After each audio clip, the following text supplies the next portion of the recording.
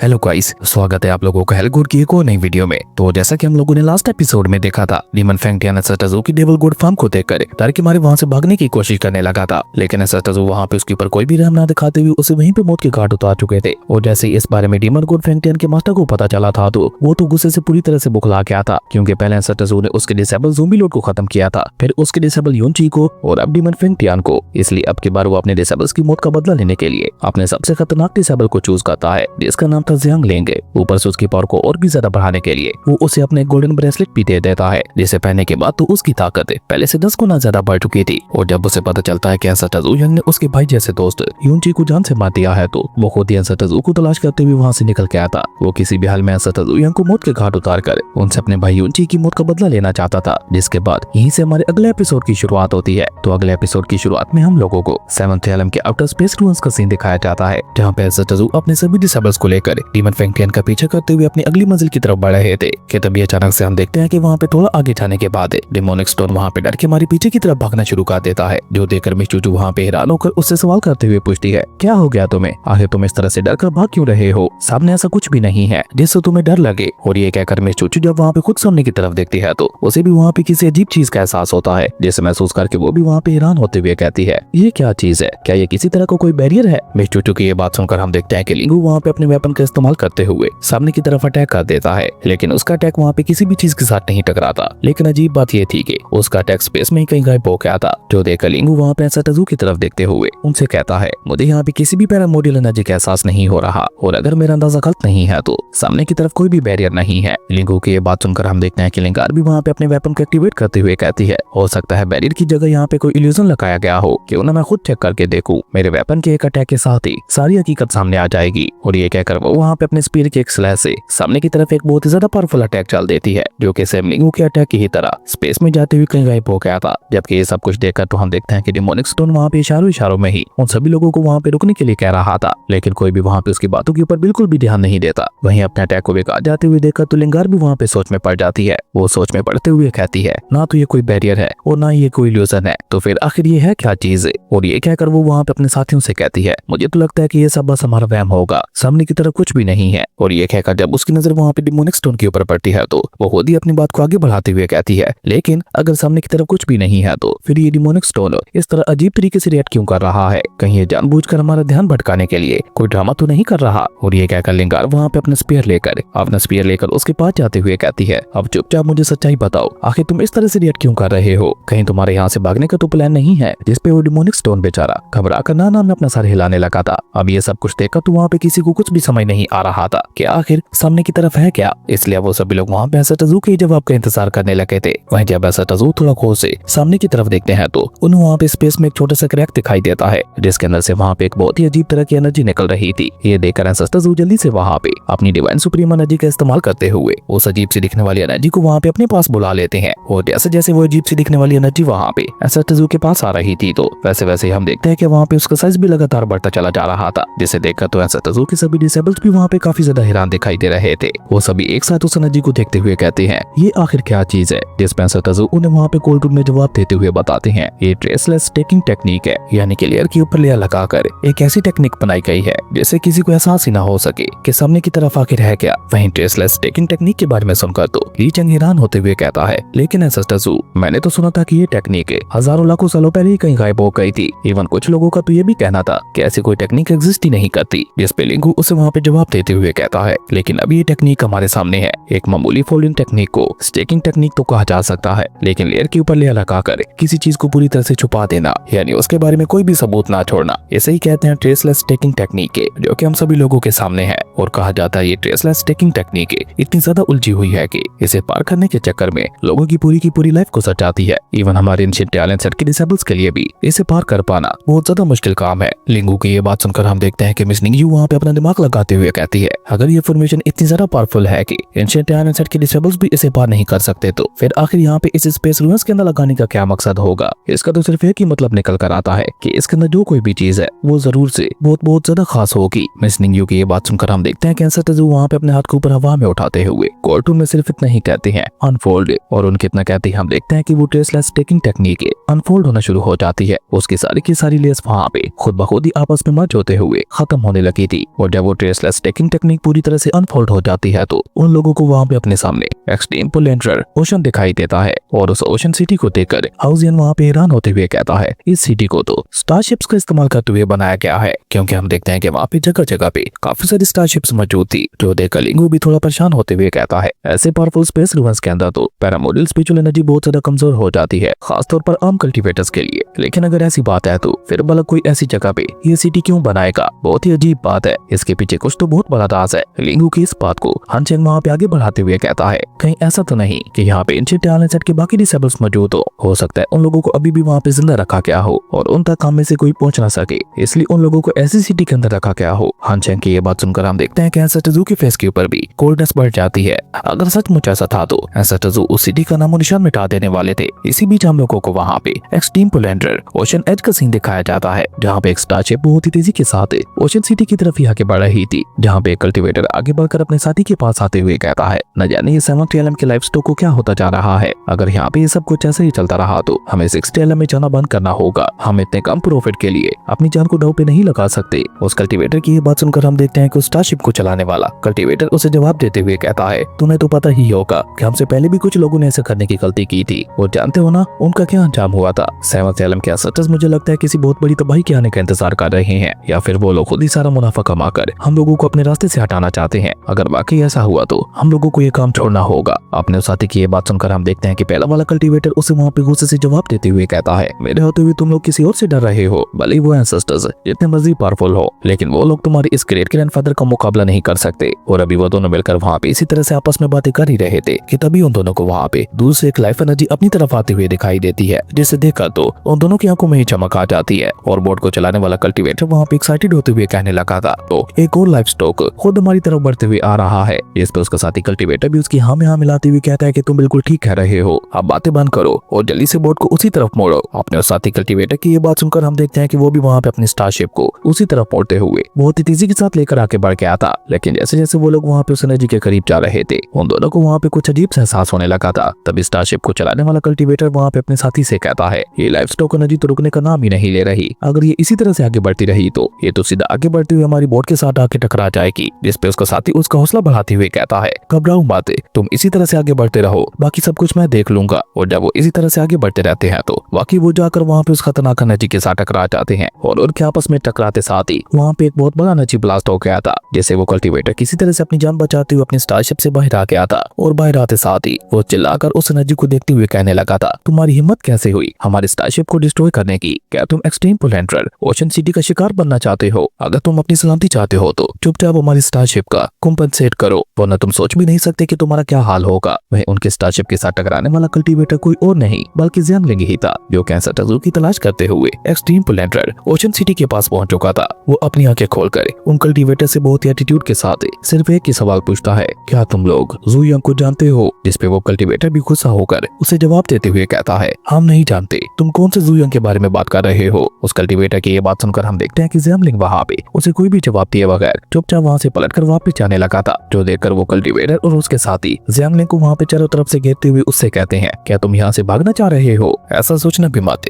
क्योंकि मैं ocean city के लीडर का राइट हैंड हूँ। अगर तुम यहाँ पे मुझसे पंगा लेते हो तो सिटी लीडर तुम्हें जिंदा नहीं छोड़ेंगे। शायद तुमने मेरा नाम सही से नहीं सुना, 90 एलम्स के अंदर जितने भी वर्ड्स हैं वो सभी लोग मेरे नाम से थर थर कांपते हैं। इसलिए अब अगर तुम अपनी सलामती चाहते हो तो चुपचाप अपने सारे के सारे ट्रेस हमारे हवाले कर दो, वरना आज तुम भी यहाँ पे एक्सट्रीम पुलेंडर ओशन का शिकार बन जाओगे। क्या तुम्हें अपनी जान की जरा सी भी फिक्र नहीं है? मुझे लगता है तुम यहाँ पे नहीं आए हो। एक्सट्रीम पुलेंडर ओशन सिटी तुम्हारे जैसे मासूम लोगों के लिए बिल्कुल भी नहीं है, ये हमारे जैसे खतरनाक क्रिमिनल्स का घर है और मैं हूँ उन सभी क्रिमिनल्स का ग्रेट ग्रैंडफादर। और ये कहते कहते हम देखते हैं कि उस कल्टिवेटर की नजर वहाँ पे ज़ियांगलिंग के हाथ में पहने हुए उस ब्रेसलेट के ऊपर पड़ती है, जिसे देखकर तो वहाँ पे उसके मुंह में पानी आ गया था। लेकिन वो वहाँ पे खुद को संभाल कर गुस्सा होते हुए कहता है तुम्हारा ये आम ब्रेसलेट तो बहुत ज्यादा कूल दिखाई दे रहा है और साथ ही साथ काफी ज्यादा कीमती भी, चलो अब चुपचाप इसे निकाल कर हमें दे दो। और ये कहकर वो कल्टिवेटर वहाँ पे अपने साथियों के साथ मिलकर धीरे धीरे आगे बढ़ने लगा था। जो देखकर ज़ियांगलिंग भी वहाँ पे केवल स्माइल करके अपने गोल्डन ब्रेसलेट को वहाँ पे बाहर निकालते हुए कहता है तो क्या तुम लोग इसे लेना चाहते हो? जिसपे वो कल्टिवेटर भी वहाँ पे गोल्डन ब्रेसलेट को ललचाई भरी नजरों से देखते हुए कहने लगा था हाँ हमें यही चाहिए। जिसपे ज़ियांगलिंग वहाँ पे केवल स्माइल करते हुए कहता है ओके जैसा तुम कहो। और ये कहकर वो वहाँ पे अपने गोल्डन ब्रेसलेट को सीधा उसी कल्टिवेटर की तरफ थ्रो कर देता है, जो कि जैसे जाकर उस कल्टिवेटर की बॉडी के साथ टकराता है तो वहाँ पे एक छोटे से ब्लास्ट के साथ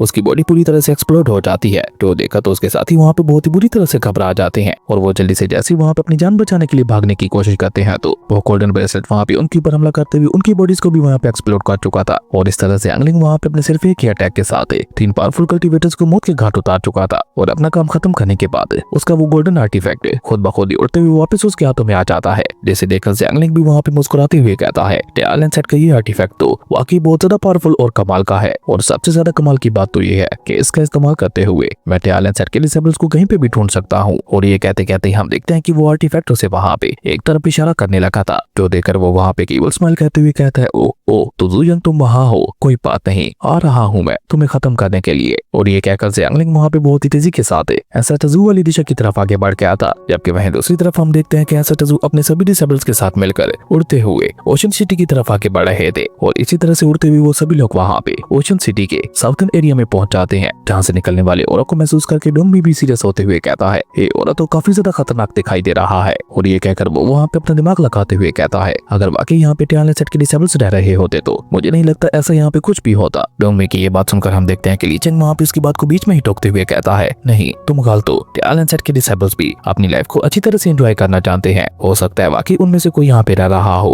अभी के लिए कुछ भी कहना यहाँ पे जल्दबाजी होगी। ली चेंग की ये बात सुनकर हम देखते हैं कि ड्रैगन स्टाफ वहाँ पे उसे बात करते हुए कहता है मास्टर आप बिल्कुल ठीक कह रहे हो, इसलिए आपको भी अपने कमरे की सफाई करनी चाहिए क्योंकि अब तो हमारे पास खड़े रहने के लिए जगह भी नहीं बची। ड्रैगन स्टाफ की ये बात सुनकर हम देखते हैं कि ली चेंग वहाँ पे गुस्सा होते हुए उससे कहता है अपनी ये बकवास बंद करो, मेरा कमरा बहुत ज्यादा साफ है। लेकिन अभी वो सभी लोग वहाँ पे इसी तरह से आपस में बातें कर ही रहे थे कि तभी उन लोगों को वहाँ पे खतरनाक कसने की आवाज सुनाई देती है, जो कैंसर टजू और उनके डिसेबल्स को देखते हुए कह रहा था किसकी हिम्मत हुई हमारे एक्सट्रीम पुलेंडर ओशन सिटी में हमारी इजाजत के बगैर कदम रखने की। उस आवाज कैसा कहती हम देखते हैं कि कैंसर टजू और उनके डिसेबल्स को वहाँ पे अपनी तरफ आती हुई एक बहुत बड़ी स्टारशिप दिखाई देती है। वहीं उस स्टारशिप के ऊपर मौजूद जो कल्टीवेटर कैंसर टजू और उनके डिसेबल्स से ये कह रहा था, वो जैसे ही वहाँ पे कैंसर टजू और उनके डिसेबल्स को स्पेस रूम्स के अंदर ऐसे ही उड़ते हुए देखते हैं तो उन सभी लोगों के मुंह वहाँ पे खुले के खुले रह जाते हैं। और वो सभी लोग वहाँ पे हैरान होते हुए कहने लगे थे क्या ये लोग पागल हो गए हैं जो ये लोग स्पेस रूम्स के अंदर ऐसे ही अपनी फिजिकल बॉडीज के साथ उड़ रहे हैं। जिसपे उसका साथी भी उसके हाँ में हाँ मिलाते हुए कहता है कि वो सब तो ठीक है लेकिन तुमने एक बात के ऊपर ध्यान नहीं दिया कि इनमें से किसी की भी फिजिकल बॉडी के ऊपर स्पेस रूम्स का और प्रेशर नहीं पड़ रहा, जो कि आज तक इस पूरे स्पेस रूम्स के अंदर हमें कहीं पे भी देखने को नहीं मिला। और सबसे ज्यादा अजीब बात तो ये है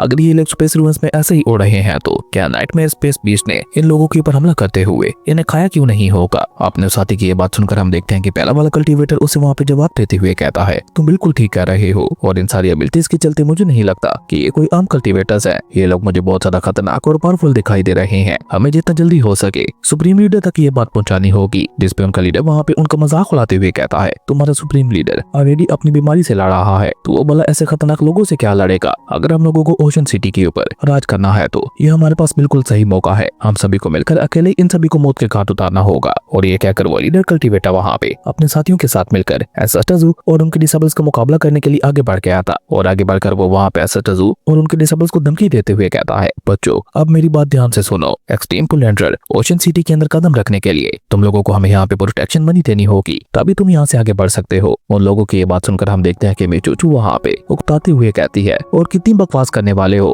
अब बस भी करो। मेचूचू की ये बात सुनकर हम देखते हैं कि वो लीडर कल्टीवेटर वहाँ पे अपने पास से अपनी सोट को बाहर निकाल कर उन्हें धमकी देते हुए कहता है और अगर तुम लोग हमें प्रोटेक्शन मनी नहीं देते तो तुम्हारे ये ग्रैंडपा यहाँ पे तुम्हारे टुकड़े टुकड़े कर देगा, क्योंकि तुम लोग मुझे जितना अच्छा इंसान समझ रहे हो मैं उतना अच्छा इंसान हूँ नहीं। उस लीडर कल्टीवेटर की ये बात सुनकर हम देखते हैं कि लियू जियान भी वहाँ पे आगे बढ़कर अपनी थंडर एनर्जी को अनलीश करते हुए कोल्टून में उससे कहता है कितने इत्तेफाक की बात है, हम लोग भी अच्छे इंसान नहीं है। और ये कहकर लियू जियान वहाँ पे अपनी थंडर एनर्जी को अनलीश करते हुए सीधा उस लीडर कल्टीवेटर के सामने आके खड़ा हो गया था, जहाँ लियू जियान को इस तरह से स्पेस रूम्स के अंदर मूव करते हुए देखकर तो वो लीडर कल्टीवेटर भी हैरान होते हुए कहता है ये तो मेरी सोच से भी ज्यादा पावरफुल दिखाई दे रहा है। और ये कहकर जब वो लीडर कल्टीवेटर वहाँ पे अपने ओरा प्रेशर का इस्तेमाल करते हुए लियू जियान के ऊपर ओरा प्रेशर डालने की कोशिश करता है तो उसका लियू जियान के ऊपर वहाँ पे कोई भी असर नहीं हो पाता, जो देखकर वो लीडर कल्टीवेटर और भी ज्यादा हैरान हो गया था। पर साथ ही साथ वो वहाँ पे गुस्सा होते हुए कहता है अगर ऐसी बात है तो अब तुम्हें मेरी ये सूट मजा चखाएगी। और ये कहकर वो लीडर कल्टीवेटर वहाँ पे अपनी स्पिरिचुअल एनर्जी को अपने सूट के अंदर इंजेक्ट करके बहुत ही तेजी के साथ वहाँ पे लियू जियान के ऊपर हमला करने के लिए आगे बढ़ता है। और जैसे वो अपने सूट से लियू जियान के ऊपर हमला करता है तो हम देखते हैं कि वहाँ पे एक बहुत ही ज्यादा बड़ा एनर्जी ब्लास्ट हो गया था।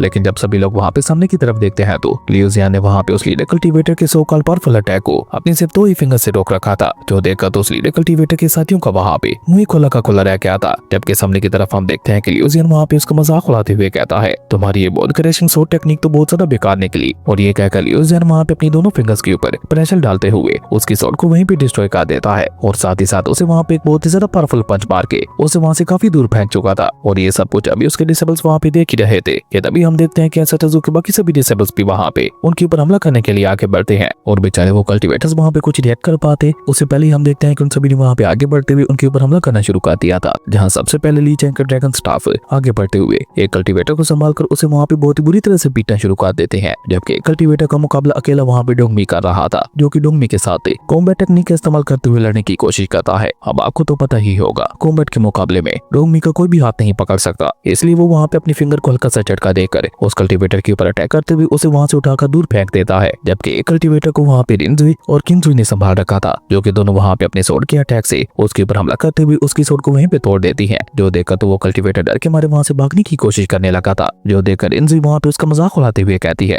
क्या तुम बस इतना ही कर सकते थे। वह एसाटोज़ु के सभी डिसेबल से बहुत ही बुरी तरह से हारने के बाद वो लीडर कल्टीवेटर अपने सभी लोगों को लेकर वापस अपने स्टारशिप के ऊपर आ गया था और गुस्से से वहाँ पे अपने स्टारशिप को इस्तेमाल करके वहाँ पे अपने स्टारशिप की मदद से एक बहुत ही ज्यादा पावरफुल अटैक को रेडी करते हुए कहने लगा था, मैंने तुम लोगों को एक मौका दिया था मेरी बात मानने के लिए, जिससे कि अब तुम लोग गवाह बैठे हो, तो अब मरो यहाँ पे। वहीं उस अटैक को रेडी होते हुए देखकर एसाटोज़ु के सभी डिसेबल्स भी वहाँ पे उस स्टारशिप के ऊपर हमला करने के लिए तैयार हो गए थे, लेकिन तभी एसाटोज़ु वहाँ पे उस स्टारशिप को देखते हुए कोल्ड टून में कहते हैं, ये स्टारशिप काफी ज्यादा अच्छी है। एसाटोज़ु की ये बात सुनकर हम देखते हैं कि उनके सभी डिसेबल्स वहाँ पे समझ जाते हैं कि एसाटोज़ु को ये स्टारशिप पसंद आ गई है, इसलिए वो सभी लोग वहाँ पे अपने अपने अटैक को वापस ले लेते हैं। जबकि इस मौके का फायदा उठाकर वो लीडर कल्टीवेटर अपनी स्टारशिप का इस्तेमाल करते हुए एसाटोज़ु और उनके डिसेबल्स के ऊपर विंड स्लैश से एक बहुत ही ज्यादा पावरफुल अटैक चल चुका था, लेकिन जैसे वो अटैक आकर वहाँ पे एसाटोज़ु के साथ टकराता है तो एसाटोज़ु अपना हाथ ऊपर उठाकर वो सारी की सारी एनर्जी को डिवोल्व करना शुरू कर देते हैं। जो देखा तो वहाँ पे उस लीडर कल्टीवेटर के साथ साथ उसके साथियों को भी वहाँ पे अपनी आंखों पे यकीन नहीं हो पा रहा था कि आखिर एसाटोज़ु ये सब क्या करने की कोशिश कर रहे हैं। जबकि उस सारी विंड एनर्जी को डिवोल्व करने के बाद एसाटोज़ु अपने हाथ को हल्का सा झटका देते हैं, जिसके चलते हम देखते हैं कि वहाँ पे एसाटोज़ु की बॉडी से काफी ज्यादा पावरफुल शॉक वेव्स निकलने लगती हैं, जो कि जैसे ही जाकर स्टारशिप के ऊपर मौजूद उन कल्टीवेटर्स के साथ टकराती हैं तो उन सभी कल्टीवेटर्स का खेल वहाँ पे एक ही झटके के साथ खत्म हो गया था। लेकिन एक कल्टीवेटर को एसाटोज़ु वहाँ पे जिंदा छोड़ देते हैं, जो कि जल्दी से वहाँ पे अपने घुटनों पे आकर एसाटोज़ु से रैंप की भीख मांगने लगा था। जो देखकर एसाटोज़ु भी वहाँ पे सीधा उस कल्टीवेटर के सामने पहुंचते हुए कोल्ड टून में उससे कहते हैं, वापस जाओ और अपने सुप्रीम लीडर तक हमारा पैगाम पहुंचाओ कि हम लोग यहाँ पे आ चुके हैं। एसाटोज़ु की ये बात सुनकर हम देखते हैं कि वो कल्टीवेटर वहाँ पे घबराते हुए कहता है, आप चिंता मत कीजिए सीनियर, मैं अभी जाकर हमारे सुप्रीम लीडर तक ये पैगाम पहुंचा देता हूँ, लेकिन माफ कीजिएगा, क्या आप मुझे बता सकते हैं कि आखिर आप हैं कौन। जिसमें एसाटोज़ु से वहाँ पे कोई जवाब नहीं देती, लेकिन मिस निंग्यू आगे बढ़कर वहाँ पे बहुत ही प्राउड के साथ उसे जवाब देते हुए कहती है, तुम्हारे सामने खड़ी हुई ये इंसान टियाल एंड सेक्ट इमोर्टल रीजन के एंसेस्टर हैं, गोड्स के कोड हेल कोड एसाटोज़ु यंग। मिस निंग्यू की ये बात सुनकर हम देखते हैं कि वो कल्टीवेटर वहाँ पे एक बार फिर से एसाटोज़ु के सामने अपना सर झुकाकर उनसे कहता है कि मैं समझ गया एसाटोज़ु, आप चिंता मत कीजिए, मैं अपने सुप्रीम लीडर तक ये पैगाम पहुंचा दूंगा। और ये कहकर वो जल्दी से जैसे वहाँ पे उस स्टारशिप को मोड़ने के लिए आगे बढ़ता है तो मिस चूचू वहाँ पे बीच में आते हुए कोल्ड टून में उससे कहती है, ये तुम क्या करने जा रहे हो। मिस चूचू की ये बात सुनकर हम देखते हैं कि उस कल्टीवेटर को वहाँ पे एहसास हो गया था कि उनकी स्टारशिप के ऊपर कब्जा हो चुका है, इसलिए वो वहाँ पे बिना कुछ सोचे समझे जल्दी से घबरा कर उड़ते हुए ओशन सिटी की तरफ निकल जाता है। जो देखकर मिस चूचू वहाँ पे उसकी तारीफ करते हुए कहती है, कम से कम इसके अंदर थोड़ी बहुत तो अकल थी। और ये कहकर मिस चूचू वहाँ पे मुस्कुराते हुए एसाटोज़ु से कहती है, एंसेस्टर प्लीज आ जाइए, आपका हमारी नई शिप के अंदर स्वागत है। लेकिन आगे बढ़ने से पहले हम देखते हैं कि एसाटोज़ु वहाँ पे ली चंग की तरफ देखते हैं। जो देखकर ली चंग वहाँ पे हड़बड़ाते हुए कहता है, एंसेस्टर प्लीज आगे बढ़िए, आपका नई स्टारशिप के अंदर स्वागत है। लेकिन उसे अभी तक भी वहाँ पे समझ नहीं आया था कि आखिर एसाटोज़ु उसे क्यों देख रहे हैं, इसलिए ड्रैगन स्टाफ के तीनों हिस्से बाहर निकलकर उससे बात करते हुए कहते हैं, मास्टर क्या आप पागल हो गए हो, इस बोर्ड को गौर से देखिए, भले ही ये स्टारशिप चलाने के काबिल है, लेकिन जरा सोच के देखिए, क्या ये स्टारशिप एसाटोज़ु की पर्सनैलिटी को मैच करती है। आपको नहीं लगता कि एसाटोज़ु के कदम रखने से पहले ही आपको इस बोर्ड को डिफाइन कर देना चाहिए, ताकि एसाटोज़ु की नोबल पर्सनैलिटी के साथ मैच हो सके। अपने ड्रैगन स्टाफ की ये बात सुनकर हम देखते हैं कि ली चंग को भी वहाँ पे अपनी गलती का एहसास होता है, लेकिन वो ड्रैगन स्टाफ के ऊपर गुस्सा करते हुए कहता है, अपनी ये बकवास बंद करो, क्योंकि ये बात मैं पहले से ही जानता था। और ये कहकर ली चंग जल्दी से आगे बढ़कर वहाँ पे एसाटोज़ु से माफी मांगते हुए कहता है, एसाटर प्लीज थोड़ी देर रुक जाइए, तब तक मैं शिप को रिफाइन कर देता हूँ। जबकि वहीं दूसरी तरफ हमें ओशन सिटी के नॉर्दर्न साइड का सीन दिखाया जाता है, जहाँ पे ज़ियांगलिंग एसाटोज़ु और उनके डिसेबल्स को तलाश करते हुए पहुंच चुका था। अब साउथर्न साइड की तरफ एसाटोज़ु थे तो नॉर्दर्न साइड की तरफ ज़ियांगलिंग था, मतलब उनका टकराना तय था। खैर नॉर्दर्न साइड में पहुंचने के बाद ज़ियांगलिंग वहाँ पे एसाटोज़ु की तारीफ करते हुए कहता है, ज़ुयांग जितना ज्यादा मैंने सोचा था तुम तो उससे भी ज्यादा कमाल के निकले, तुम्हारे साथ फाइट करने में बहुत ज्यादा मजा आएगा। और ये कहकर ज़ियांगलिंग वहाँ पे अपनी फॉरबिडन टेक्निक का इस्तेमाल करते हुए उन तीनों कल्टीवेटर्स की डेड बॉडीज को बाहर निकाल लेता है, जिन्हें उस उसने अभी थोड़ी देर पहले अपने गोल्डन ब्रेसलेट का इस्तेमाल करते हुए खत्म किया था। उन तीनों को बाहर निकाल कर वो उन्हें वहाँ पे जिंदा करते हुए कहता है, जाके लुयांग को उसके डिसेबल्स के साथ खत्म कर दो। अपने मास्टर की ये बात सुनकर हम देखते हैं कि वो तीनों कल्टीवेटर्स भी वहाँ पे अपनी अपनी आंखें खोल लेते हैं, जहाँ उनकी आंखों से ही बहुत ज्यादा खतरनाक डिमोनिकोरा निकल रहा था। और इसी कमाल के सीन के साथ ही हमारी अमेजिंग एपिसोड यहीं पे खत्म हो जाता है। दोस्तों, अगर आप लोगों को ये वीडियो अच्छी लगी तो लाइक कर दें और अगर चैनल पे नए आए हो तो सब्सक्राइब करते जाना। तो मिलते हैं एक न्यू वीडियो में, तब तक के लिए बाय।